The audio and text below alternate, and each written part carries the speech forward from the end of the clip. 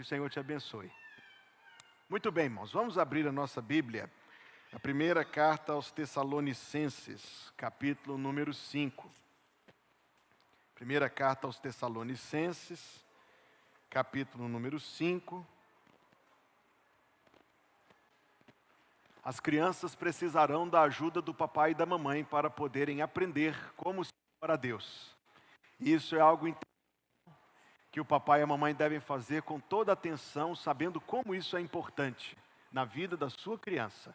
Aprendendo com você, inclusive a ouvir a mensagem. Se você tem celular durante a pregação, a sua criança vai aprender que se ouve pregação usando o celular.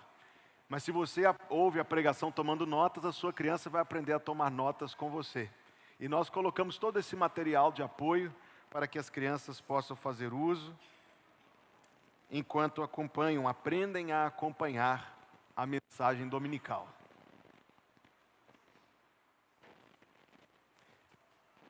Primeira Tessalonicenses, capítulo 5, a igreja vai se colocar em pé e nós vamos ler o verso 23. 1 Tessalonicenses 5, 23. Que diz: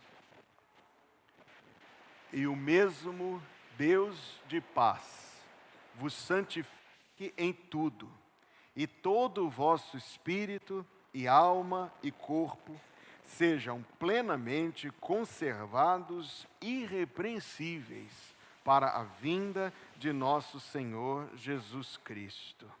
De novo, agora todo mundo junto. E o mesmo Deus de paz vos santifique em tudo, e todo o vosso espírito e alma e corpo sejam plenamente conservados irrepreensíveis para a vinda de nosso Senhor Jesus Cristo. Que Deus abençoe a leitura da sua palavra. O povo de Deus diz amém. Pode se assentar.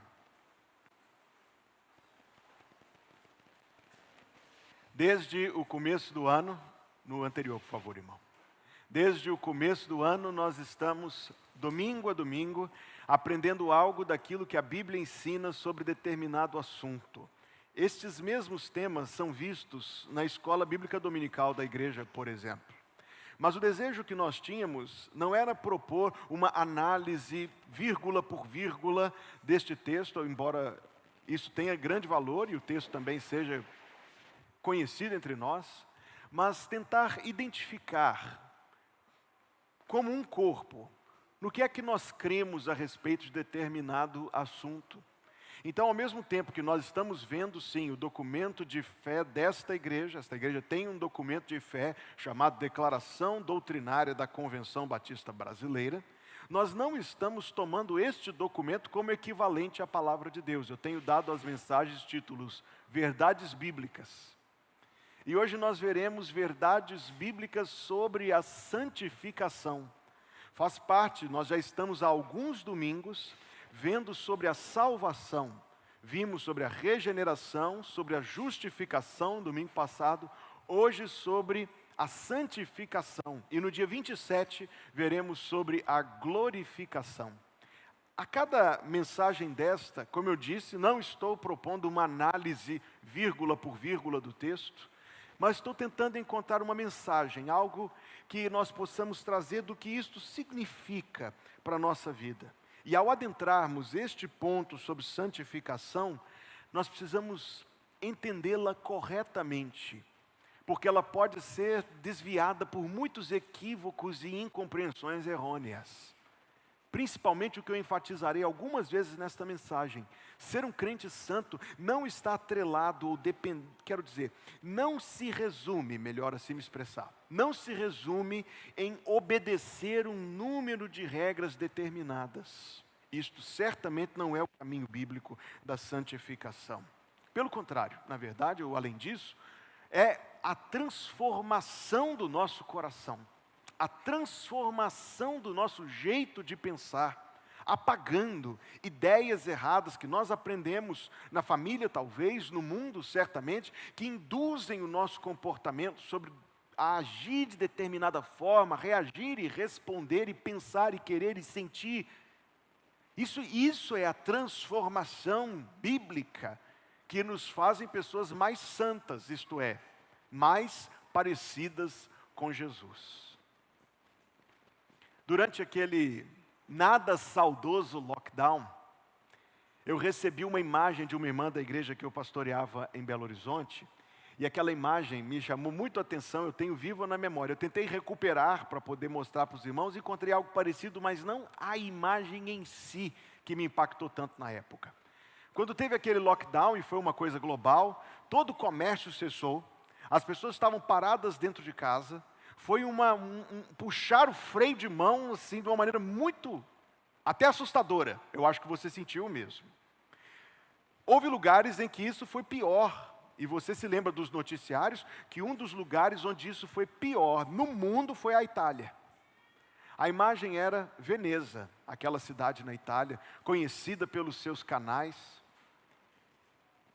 A imagem era simples. Foi fotografado um golfinho nadando pelos canais de Veneza. O que aconteceu foi que, com a interrupção do trânsito na cidade, todo o sedimento que faz com que a água fique sempre turva, desceu, decantou. A diminuição do trânsito de pessoas e embarcações diminuiu a poluição da água.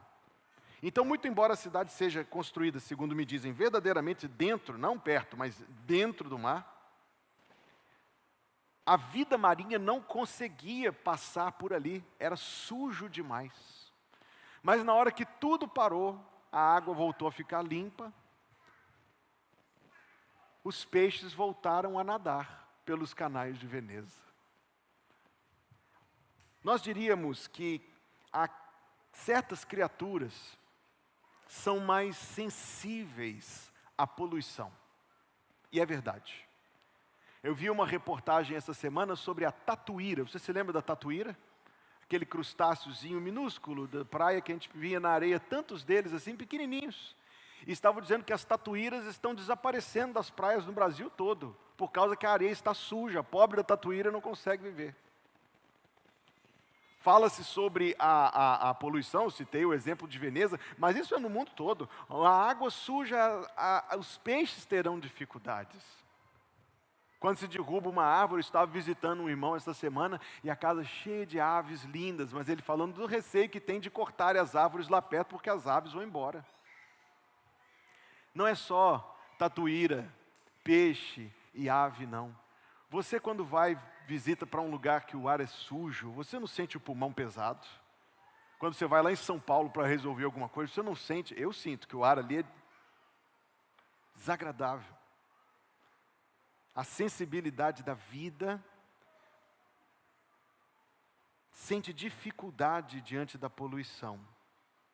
E a nova natureza que Deus nos dá, este é o ponto. A nova natureza que Deus nos dá quando da nossa salvação, também precisa de um ambiente limpo para se desenvolver. E a poluição espiritual, que seria o quê? O nosso envolvimento com o mundo, nossos próprios pecados, sejam eles deliberados ou até não percebidos, é a poluição que sufoca a nova natureza. Ao passo que, quando santificamos a nossa vida, ou buscamos a santificação, é como esse descanso que limpa. E essa limpeza dá espaço para a vida se desenvolver, se multiplicar e demonstrar toda a sua beleza. Esta é uma comparação, penso que válida, quando nós estamos pensando no que é a santificação na vida do crente. Agora veja o texto que nós acabamos de ler, porque a pregação é a leitura do próprio texto. O mesmo Deus de paz vos santifique em tudo, e todo o vosso espírito, bom, pode passar o próximo, por favor. E todo o vosso espírito e alma e corpo sejam plenamente conservados, irrepreensíveis, para a vinda de nosso Senhor Jesus Cristo. Então você recebeu aí um resumo, e eu te encorajo a acompanhar, porque eu quero colocar algumas ideias para os meus irmãos sobre o que significa a vida de santificação. Primeiro, a leitura desse texto pode nos causar alguma incompreensão. Veja, vamos ler atentamente. O mesmo Deus de paz vos santifique em tudo. Se nós lermos este texto aqui de maneira muito direta, nós vamos chegar à conclusão de que é Deus que nos santifica e que não somos nós, que nós não temos parte nessa tarefa. E algumas pessoas realmente acreditam nisso, que a maneira de você viver uma vida santa é você viver uma vida no piloto automático, onde você deixa as coisas acontecerem, sem condução, como se esse automático é o que leva à condução de Deus. Não poderia haver ideia mais equivocada, principalmente porque as obras da carne, não é o que diz lá em Gálatas capítulo 5, isto é, o que a carne produz, está lá, é uma lista terrível, em contraste com o fruto do Espírito. Então não é deixando as coisas acontecerem no automático, não é nos despreocupando com isto, como alguns ensinam, que nós vamos ser santificados, não. A santificação, porém, como diz o texto, é algo que Deus faz. Como a gente entende isto? Eu lhe faço a pergunta, você já reparou o detalhe dos milagres cooperativos? Na verdade, eu quero usar algumas palavras teológicas. Crianças queridas, vocês vão voltar para a EBD hoje com um vocabulário enriquecido. Crianças de 0 a 170, vamos aprender a palavra que diz monergística. Olha que palavra bonita, você vai usá-la. Monergística, diga comigo, monergística. Este termo é um termo teológico que se refere à salvação, ou especificamente à regeneração. Quantas pessoas, é esta a resposta, é isto que esta palavra traz para nós. Quantas pessoas atuam no milagre da regeneração? Monergístico quer dizer um agente, uma pessoa age. Quem age? Deus. Então vamos anotar aí, para você completar o seu resumo. A regeneração é monergística. Tem um agente e este agente é Deus. É Deus quem faz esta obra. Como você poderia? Não foi a pergunta de Nicodemos? Como o homem pode se fazer nascer de novo? Resposta: não pode, mas Deus pode. A santificação, porém, é sinergística. Outra palavra bonita, diga comigo, sinergística. Sinergística quer dizer dois agentes. Quem são? Deus e você. A regeneração é monergística, um agente, Deus. A santificação é sinergística, dois agentes, Deus e você. É por isso que eu faço essa comparação com os chamados milagres cooperativos. Veja a cena. Estavam lá milhares de pessoas. Jesus Cristo, nosso Senhor, vira-se para os seus discípulos e diz: dai-lhes vós de comer. Eles respondem: Senhor, nem 200 denários de pão seriam suficientes para satisfazer essa multidão. Jesus pergunta: o que tendes aí? O menino responde: tem um menino aqui que tem 2 peixes e 5 pães.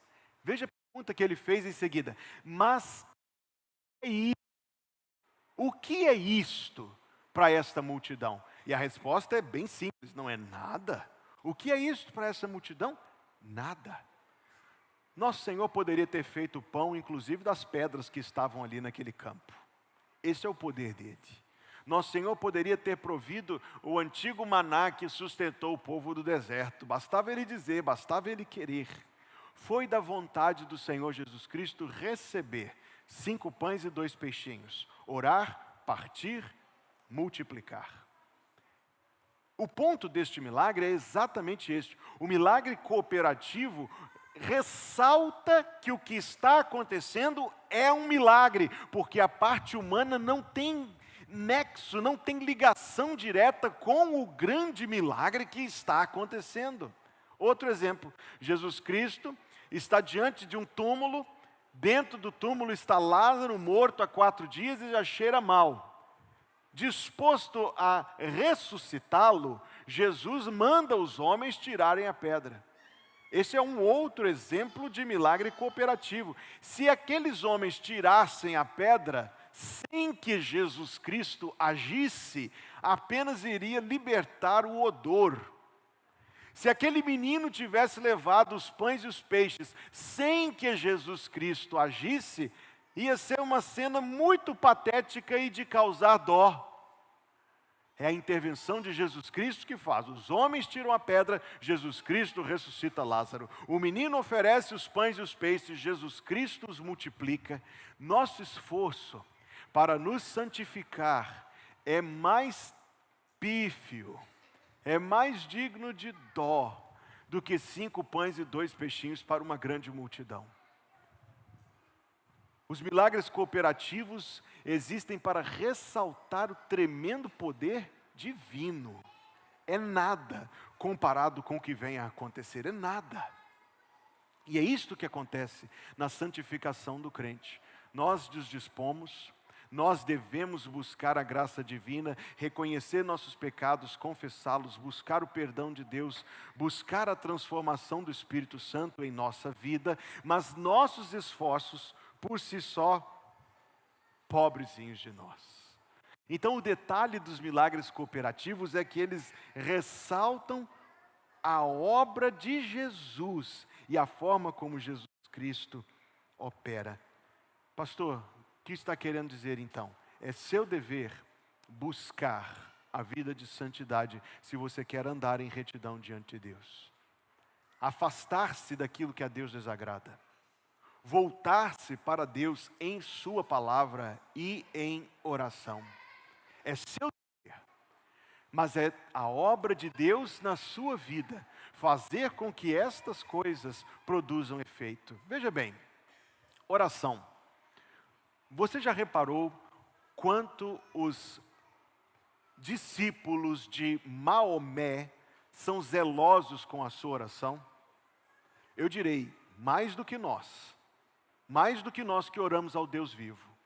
Os discípulos de Maomé não oram ao Deus vivo, não conhecem a salvação, não têm a palavra de Deus, mas se você for, por exemplo, a Foz do Iguaçu, onde existe uma grande comunidade islâmica, você vai ver a reverência que eles têm com as horas da oração, com voltar-se para a cidade de Meca, com orar, se for o caso, publicamente. Os discípulos de Maomé são zelosos pela oração. Será que os discípulos de Jesus também são?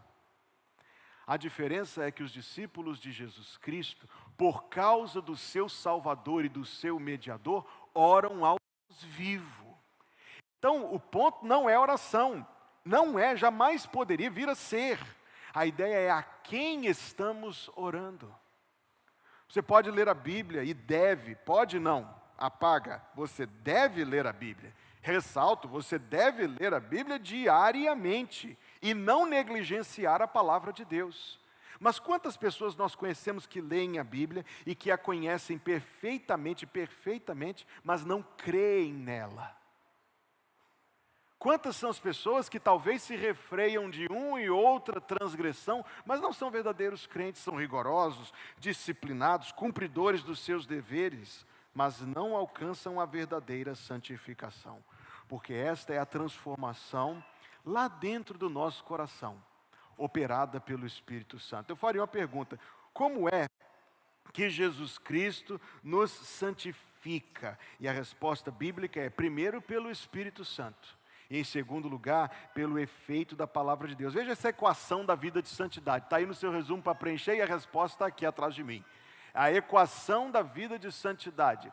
O agir do Espírito Santo, mais o efeito da palavra de Deus em mim, é igual à vida de santidade e transformação. Veja bem. Eu cito aí o versículo de 1 Coríntios 6,11.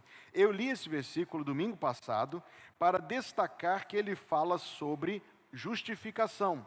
Mas ele também fala sobre santificação.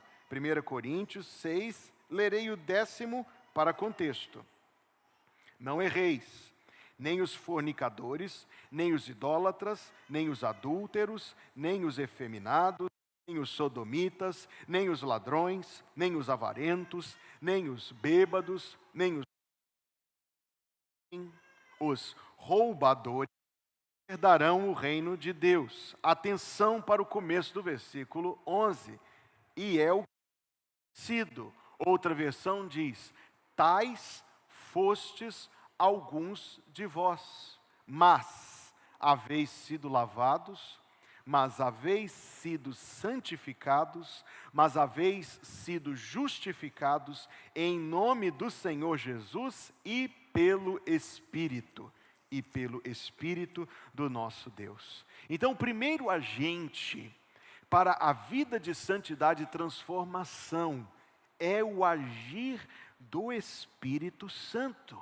É o primeiro indispensável componente. Sem que o Espírito Santo atue em seu coração, meu irmão, você pode ser disciplinado, rigoroso, cheio de regras e tudo mais. Você não avançará 1 centímetro em direção à santidade. É algo que nós experimentaremos na dependência do Espírito de Deus. Aí eu faço tudo então. Eu cumpro todas as regras. E a dependência do Espírito Santo? E a busca? A busca pelo agir do Espírito Santo. Eu falei sobre oração, deixa eu falar sobre um pedido válido de oração. Deus, faça de mim uma pessoa cheia do Espírito Santo. Qual foi a última vez que você pediu isso para Deus? Eu tenho pedido a Deus que me ajude aqui, eu tenho pedido a Deus que me ajude a lidar com o estresse da vida diária, que me dê paciência, porque eu preciso de paciência. Eu tenho pedido a Deus que abra uma porta, eu tenho pedido a Deus que me livre de um problema. Talvez a gente faça os pedidos errados. Já parou para pensar nisso? Que talvez a gente faça os pedidos errados. A gente mais pede a Deus que nos tire de uma situação do que nos ajude a honrá-lo em meio a uma situação. A gente mais pede a Deus que nos tire de um aperto do que pede a Deus que nos ajude, nos mostre como ser fiéis a Ele no meio de um aperto. A gente mais pede a Deus pela cura do que pela bênção de poder servi-lo, honrar o seu nome e ser fiéis a Deus no meio da enfermidade. Talvez a gente faça, vamos reconhecer aqui humildemente essa hipótese, talvez a gente faça os pedidos errados. Eu pensava nisto e me lembrava da música, inclusive está aí na ordem do culto para daqui a pouco. Mas essa música é tão sensível e bem redigida, para que vocês não digam que eu só cito hinos de 200 anos atrás nas minhas mensagens. E no ano de 2000, a Aline Barros escreveu esta oração: renova-me, Senhor Jesus, já não quero ser igual. Renova-me, Senhor Jesus, põe em mim teu coração. Aí uma vez eu fui a uma igreja e tinham decidido naquela igreja mudar o verso da música que diz: porque tudo que há dentro de mim necessita ser mudado. E aquela igreja mudou para dizer: porque muito que há dentro de mim. Todos os sinais vermelhos acenderam na hora. Semi-pelagianismo. Viu, turma de história da igreja? Não. Porque tudo que há dentro de mim necessita ser mudado, Senhor.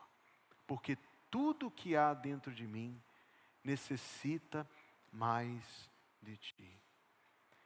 A diferença entre um cristão santificado e um fariseu do século I que coava o mosquito é o agir do Espírito Santo no coração de um cristão santificado. O segundo elemento da equação da vida de santidade é o agir do Espírito Santo por um lado, mas por outro, o efeito da palavra em minha vida. Então, é oportuno até eu citar, tem muito tempo que eu não cito esta frase. Nesta Bíblia está aqui, eu mandei gravar dentro da capa, como em todas as outras Bíblias que eu tenho, tem a mesma frase escrita, a frase do Dr. R.C. Sproul. Ele dizia: este livro, a mensagem da Bíblia, pode estar na sua mente e não no seu coração, mas não estará no seu coração se não estiver na sua mente.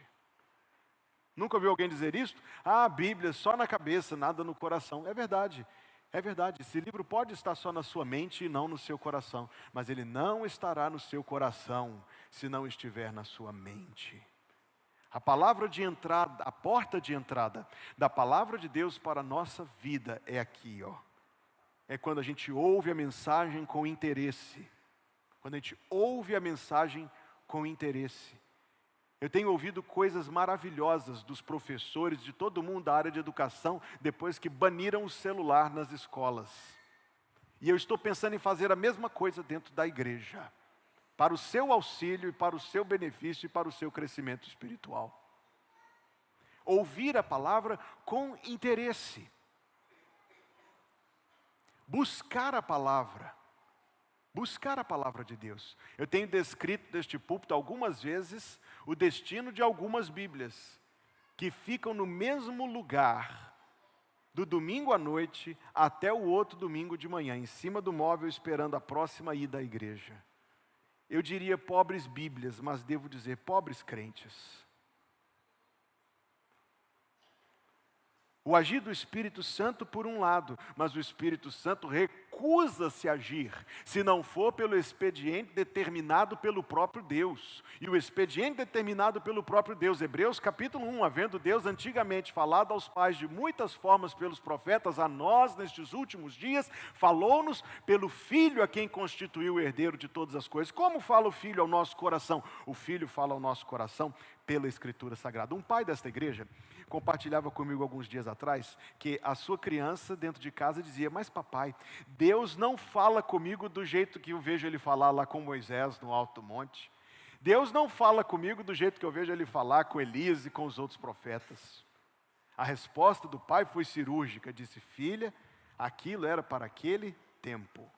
Hoje Deus fala conosco pela sua palavra. Então, quando nós somamos o agir do Espírito Santo com o efeito da palavra em nossa vida, nós alcançamos o alvo, que é uma vida de santidade e de transformação. Deixa eu apressar um pouco o meu pensamento. Número 2. E todo o vosso espírito e alma e corpo. Longe de entrar em debates aqui sobre tricotomia ou dicotomia, hoje não. O ponto é que o texto significa uma santificação completa da pessoa. Por isso o texto diz, em seguida, vos santifique completamente. Nós estamos falando de compreender diferentes formas. Veja só, vá lá em 2 Coríntios capítulo 7, versículo 1. Está a referência, o texto, tudo aí, mas você vai querer ver esse texto na sua Bíblia. Ora, amados, 2 Coríntios 7, 1. Pois que temos tais promessas, purifiquemo-nos de toda imundícia da carne e do espírito, aperfeiçoando a santificação no temor de Deus. O texto nos fala de imundícia da carne, assim como o texto nos fala de imundícia do espírito. Exemplo, imundícia da carne, o filho mais novo que fugiu de casa para gastar a herança na esbórnia. A imundícia do espírito, exemplo, o filho mais velho que ficou em casa, cultivando mágoa, vanglória e ressentimento. O rei Davi, se eu perguntar a esta vasta congregação qual foi o pecado do rei Davi, eu imagino que boa parte de vocês vai me dizer que foi todo aquele rolo que ele teve com Batseba. E ele disse que pecou. Mas houve uma outra situação, anos depois, em que ele disse que pecou. Só que dessa vez ele disse que pecou grandemente. Quando ele cometeu aquele pecado vergonhoso, difícil de relatar, imundícia da carne. Mas quando ele mandou enumerar o povo para se vangloriar, ele disse depois que foi um grande pecado, imundícia do espírito. Então nós devemos reconhecer, como a palavra de Deus aqui nos está mostrando, que existe a imundícia da carne e a imundícia do espírito. A santificação não vai consistir em cumprirmos regras de comportamento. Os fariseus faziam isso e não eram santos, mas ser transformado por dentro. Fiz uma curta lista. Substituir temor de homens por temor de Deus. Temor de homens é quando você não consegue fazer algo, digamos, para Deus ou conforme a vontade de Deus, porque você não consegue suportar o questionamento de algumas pessoas na sua vida quando você fizer o que agrada a Deus. Você teme o questionamento e diz: se eu fizer isto, eu vou ser questionado por essa, aquela pessoa, e eu não suporto a ideia de ser questionado. Eu não suporto a ideia de ser pressionado, de ser constrangido, confrontado, de ser abandonado por essas pessoas. O nome disso é temor de homens. Você substitui o temor de homens por temor de Deus. Afinal de contas, o Senhor da sua vida é aquela pessoa para quem você não pode dizer não. Substituir, por exemplo, a dependência de posses e do saldo da conta pela dependência de Deus. Santificação. Substituir uma ideia, viu, meu irmão, estou falando com você, uma ideia mundana do que é ser homem. Eu não lavo louça, isso é coisa de mulher. Eu não faço comida, isso é coisa de mulher. Eu acho bonito ter um monte de mulher. Isso é um homem? Não segundo Deus. Então você corrige um jeito errado de pensar e substitui por um jeito bíblico de pensar. A irmã gostou que eu falei para o marido, né, minha irmã? Mas o seu está guardado. Aí a irmã diz assim: eu não sou mulher para depender de homem, não. Eu não sou mulher para ser mandada por homem. Eu não sou mulher para ficar aí fazendo coisa para homem. A gente não ouve isso por todo lado? E se for a mesma coisa, cuidar da sua casa, cuidar do seu marido e dos seus filhos, biblicamente, de uma maneira que honra o nome do Senhor, como está na palavra de Deus. Eu já preguei muitas vezes sobre esse assunto, eu acho que eu não estou deixando muitas arestas aqui, não. Eu já preguei muitas vezes sobre este assunto. Eu estou falando sobre como nós mudamos um jeito de pensar errado e mundano por um jeito bíblico e correto. Só mais um. Imagina uma pessoa que diz assim: às vezes a coisa está escondida no nosso linguajar. Eu tenho tanto orgulho dos meus filhos. E aí eu tenho proposto uma substituição. Não diga isso. Diga assim: eu sou grato a Deus pelos meus filhos. Talvez seja a mesma coisa, mas sem mencionar como se fosse bom uma coisa que a palavra de Deus diz que é ruim. Isso é santificação. Tem muitas coisas. Tem muitas coisas. Número 3. Vosso espírito, alma e corpo sejam plenamente conservados, irrepreensíveis. É maravilhoso. Porque a palavra que eu quero destacar aí, sejam plenamente conservados, irrepreensíveis, é a palavra conservados. Você não se conserva, é o Senhor que te conserva. Então todos os dias o cristão luta pela sua santificação, a fim de que ele possa viver uma vida agradável a Deus. Todos os dias o cristão confessa os seus pecados, e todos os dias o cristão busca a graça de Deus, o perdão de Deus, a ajuda de Deus, a transformação de Deus. Mas nenhum cristão vai chegar no céu e vai bater no peito e dizer: ah, como eu me santifiquei. Todo cristão que chegar ao céu vai dizer isto aqui: se não fosse o Senhor que esteve ao nosso lado, se não fosse o Senhor que esteve ao nosso lado quando os nossos inimigos se levantaram contra nós, então eles nos teriam engolido vivos quando a sua ira se acendeu contra nós. Eu estou lendo o Salmo 124. Então as águas teriam transbordado sobre nós e a corrente teria passado sobre a nossa alma. As águas altivas teriam passado sobre a nossa alma. Bendito seja o Senhor, que não nos deu por presa aos seus dentes. A nossa alma escapou, como um pássaro do laço dos passarinheiros. O laço quebrou-se e nós escapamos. O nosso socorro está no nome do Senhor, que fez o céu e a terra. Número 4. Nosso espírito, alma e corpo sejam conservados irrepreensíveis para a vinda de nosso Senhor Jesus Cristo. Você crê que Jesus Cristo virá um dia desses aí? Eu vejo que há alguns ortodoxos entre nós e outros... Meu Deus. Você crê que Jesus Cristo virá um dia para nos buscar? Sim.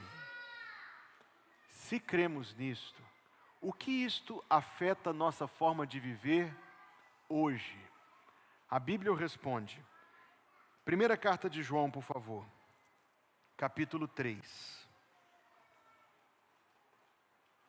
Em que eu vou lhes propor o seguinte: em primeiro lugar, você que está tomando notas aí, preenchendo o seu resumo, crer na vinda de Jesus amanhã dá foco para a nossa santificação hoje.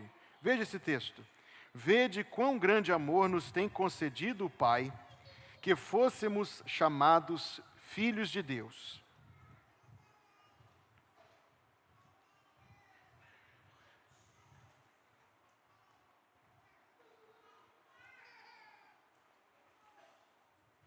Estou lendo em 1 de João, capítulo 3.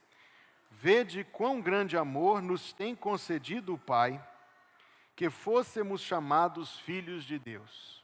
Por isso, o mundo não nos conhece, porque conhece a Ele. Amados, agora somos filhos de Deus, e ainda não é manifestado o que havemos de ser. Mas sabemos que quando Ele se manifestar, seremos semelhantes a Ele, porque assim como é, o veremos. E agora o verso 3. E qualquer que nele tem esta esperança, o que diz a sua Bíblia aí? Assim como Ele é puro.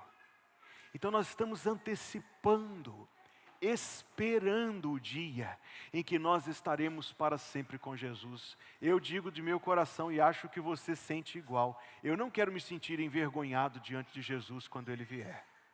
Talvez uma medida de vergonha é inevitável, mas eu queria que fosse então a menor possível. Em segundo lugar, nossa santificação hoje nos prepara para a vinda de Jesus amanhã. Veja bem, se você soubesse com toda certeza, olha só, não é possível, é proibido pelo próprio Senhor Jesus Cristo, e qualquer um que fizer isso está ultrapassando a linha da heresia. Mas só suponha que eu pudesse lhes afirmar que 14 de abril de 2025, eu não afirmo, mas se eu pudesse afirmar que 14 de abril de 2025 é o dia do regresso de Jesus.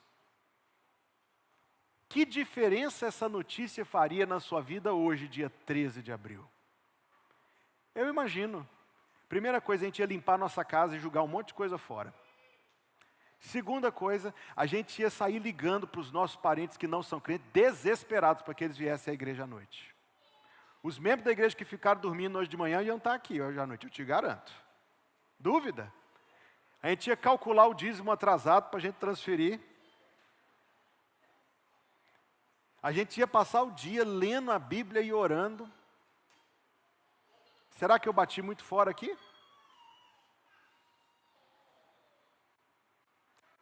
O problema, irmãos, é que a gente sabe, e sabe inclusive que Jesus pode voltar não apenas amanhã, mas hoje.